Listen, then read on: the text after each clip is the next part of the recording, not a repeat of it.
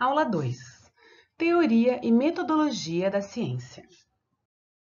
Como vimos na aula 1, para que seja possível o conhecimento, precisamos de pelo menos 3 elementos. Primeiro, o sujeito que conhece. Segundo, o objeto para se conhecer. E terceiro, a imagem mental em forma de opinião, ideia ou conceito que resultam da relação sujeito e objeto. Dependendo da forma de entender e explicar a realidade, o conhecimento em linhas gerais pode ser classificado em tipos ou formas diferentes. Vamos a eles. Mítico é uma forma mais elaborada e complexa de conhecimento condicionada a algum tipo de organização social. O conhecimento mítico, característico de sociedades arcaicas, se baseia na estrutura do mito, que é uma narrativa constituída de elementos sobrenaturais como deuses. Uma explicação mitológica é um discurso que recorre a uma força divina cujo alcance está além da possibilidade da compreensão humana. Por isso, tal discurso exige a aceitação passiva de sua verdade.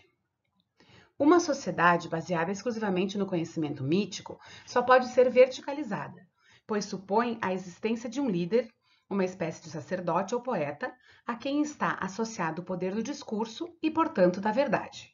A este, cabendo a emissão ou narração mitológica dirigida ao seu grupo social, a quem cabe apenas a função de receber e acatar passivamente a verdade transmitida.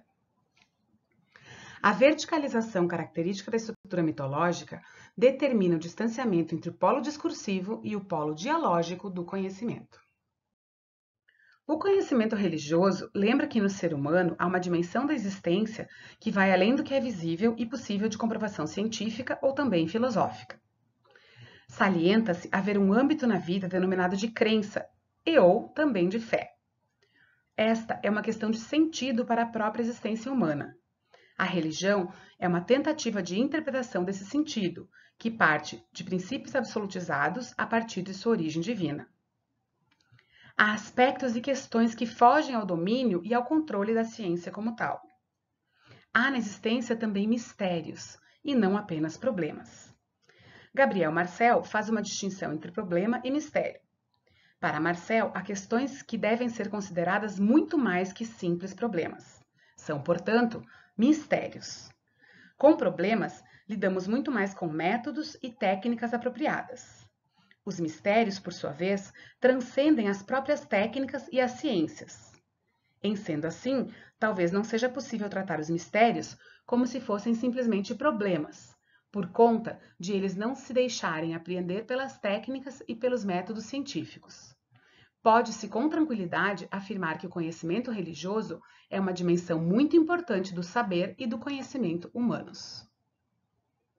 Dele, justificamos e explicamos o que não conseguimos justificar de outros modos, mas que faz parte da nossa existência e abrange todas as questões de fé e esperança.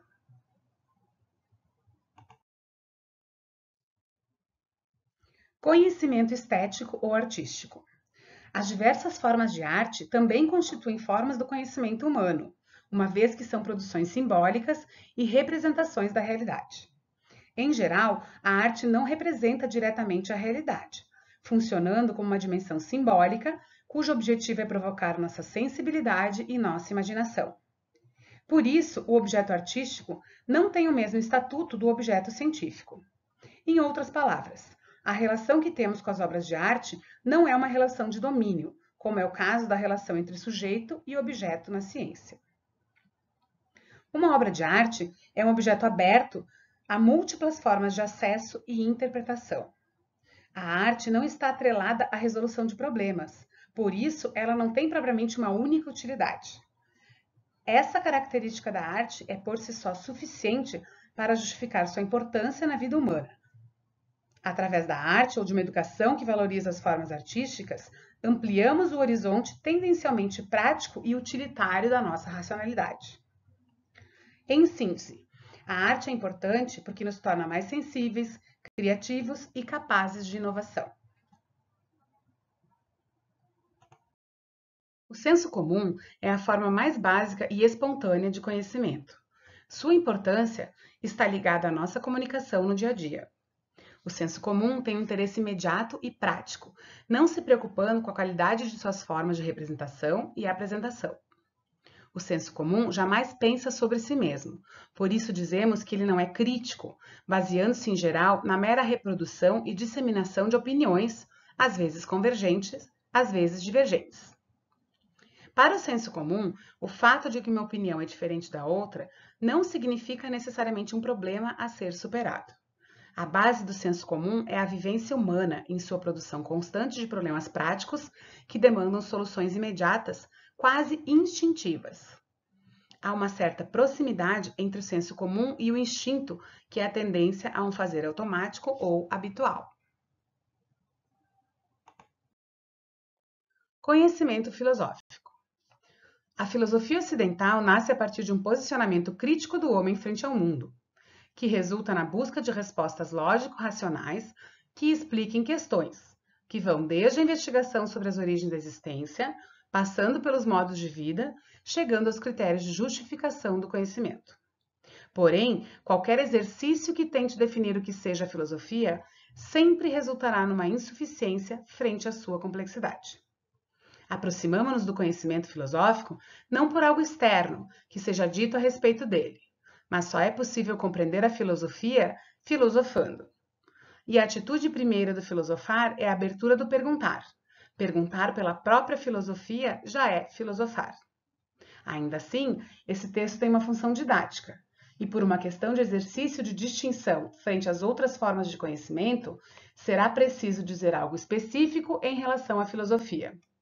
Por isso, sem querer esgotar a complexidade do conhecimento filosófico, destacamos a ideia de Deleuze e Guattari do livro O que é Filosofia?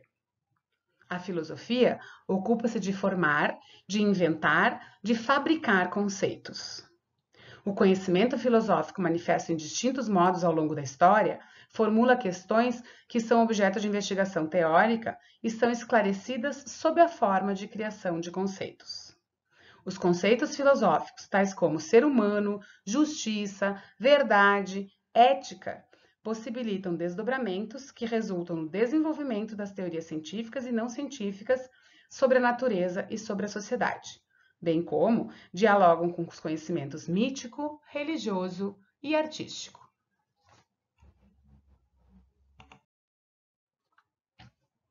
A forma científica de conhecimento deriva do desenvolvimento da racionalidade humana. O logos é a base do conhecimento científico e significa discurso racional. Uma característica muito importante do logos é o fato de que seu funcionamento está condicionado à aproximação entre o polo discursivo e o polo dialógico do conhecimento. A produção da verdade depende da interação dialógica e crítica de vários sujeitos.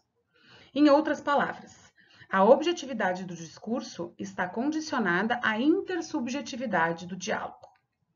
Mas o diálogo do conhecimento científico é o esforço pela busca de um consenso, pois, em princípio, a ciência não admite que haja pluralidade ou relatividade na representação da verdade. Dessa forma, a ciência se distancia do senso comum, na medida em que supera a tendência espontânea para a opinião e, portanto, para a relatividade, bem como se distancia da mitologia na medida em que seu discurso é naturalizado pela possibilidade de compreensão racional, o que vai significar a aproximação entre polo discursivo e polo dialógico. Outra característica importante da ciência é seu caráter metodológico. O método é um procedimento ou um conjunto de regras, cujo objetivo é regular a atividade da produção científica, de maneira a garantir sua segurança e sua validade no contexto social em questão.